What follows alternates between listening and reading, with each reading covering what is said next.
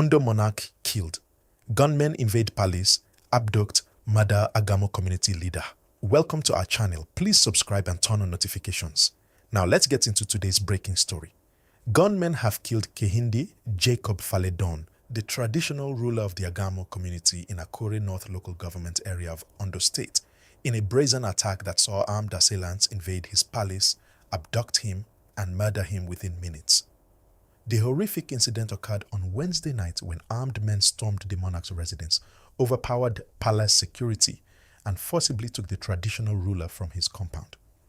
According to police reports, Faledon was found with fatal gunshot injuries at a location close to his palace just minutes after the abduction, and was confirmed dead at the scene. Ondo State Police Command spokesperson Jimo Abayomi confirmed the incident, revealing that a community representative alerted the divisional police station around 7:50 p.m. on Wednesday evening. Police operatives, along with tactical teams, immediately mobilized to the scene to commence investigation and recovery operations. The brazen nature of the attack has sent shockwaves through Ondo State and raised serious questions about security preparedness and the vulnerability of traditional rulers across Nigeria. That armed men could invade a monarch's palace, abduct him, kill him, and escape demonstrates alarming security failures in the area. According to community sources, the gunmen arrived at the palace in the evening when the monarch was at home. They forced their way into the compound, overpowered anyone who attempted to resist, and dragged the traditional ruler out of his residence. Witnesses reported hearing gunshots shortly after the abduction, but by the time palace guards and community members could respond, the attackers had fled. The monarch's body was discovered a short distance from the palace with multiple gunshot wounds. Community members who found him attempted to rush him to medical facilities, but he had already succumbed to his injuries. Police were immediately notified and arrived to secure the scene and begin preliminary investigations. Security forces, including police tactical teams, local hunters, Atuluze security network, and operatives of the Amotekun Corps, have been deployed to comb surrounding bushes and neighboring communities in search of the perpetrators. Monitoring activities have been intensified throughout the local government area to ensure resident safety and prevent any breakdown of law and order. Ondo State Governor Lucky Ayedatiwa has condemned the killing in the strongest terms, describing it as a heinous crime and an attack on traditional institutions. The governor ordered immediate and comprehensive investigation, directing security agencies to spare no effort in tracking down and apprehending those responsible for the monarch's murder. The governor stated that government would not tolerate the spread of violent crime to Ondo State, and that perpetrators would face the full weight of the law.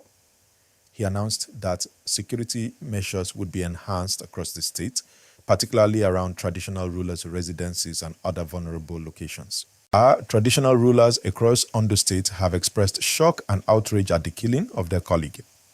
The State Council of Traditional Rulers held an emergency meeting following the incident, demanding immediate action from government and security agencies to protect monarchs and communities from criminal elements. The Deji of Akure, speaking on behalf of Ondo traditional institutions, called the murder an assault on Yoruba culture and traditional governance systems.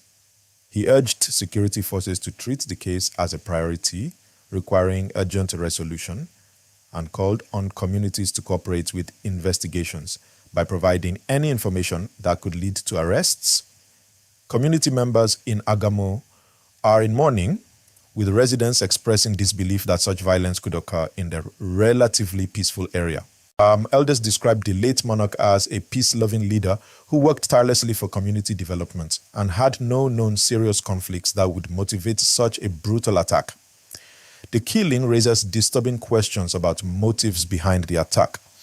Security analysts are investigating whether this was a targeted assassination, a kidnapping attempt that went wrong, a ritual killing, or the work of criminal gangs testing security responses in the area before establishing more permanent operations.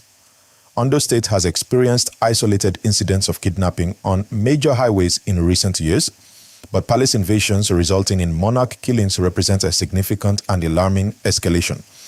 The attack suggests that criminal groups are becoming increasingly bold and are willing to target even the most respected figures in communities. Traditional rulers nationwide have become increasingly vulnerable to kidnapping and attacks as criminal groups target them for ransom or to demonstrate power over communities. Several monarchs have been kidnapped in various states in recent years, with some killed when ransoms were not paid or when rescue operations were attempted. The Nigeria police force has been criticized for inability to adequately protect traditional institutions despite their cultural and administrative importance.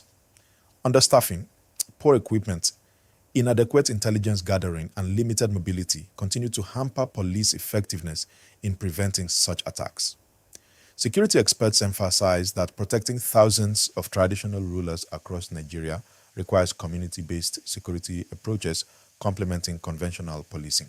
They argue that palace guards need better training and equipment, intelligence networks must be strengthened, and rapid response capabilities must be improved.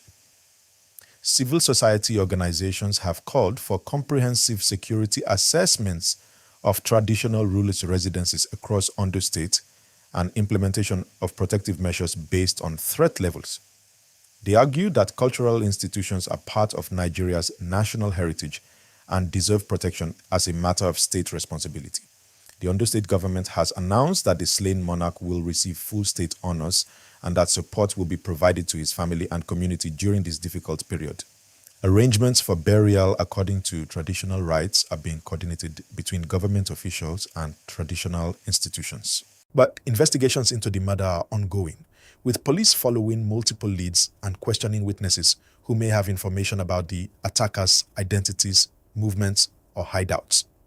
Forensic examination of the crime scene and the monarch's body is being conducted to gather evidence that could aid in identifying and prosecuting those responsible.